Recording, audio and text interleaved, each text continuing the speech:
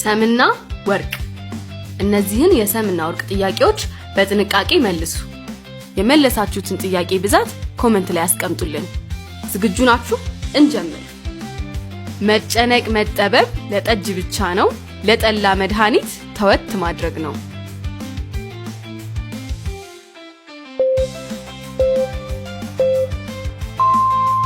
ህብረ ቃል ለጠላ፣ ሰም ለሚጠጣ ጠላ፣ ወርቅ ላኮረፈ ሰው፣ ፋሲካ ለመድረስ ትንሽ ሲቀረው እንዴት በመጋቢት ይሞታል ሰው።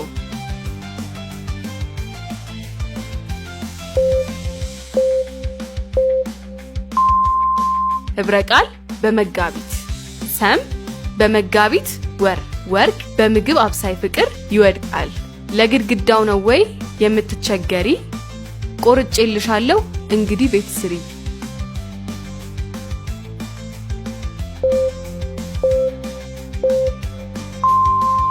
ህብረ ቃል ቆርጬልሻለሁ፣ ሰም እንጨቱን አዘጋጅቼልሻለሁ፣ ወርቅ ያንቺ ነገር በቃኝ።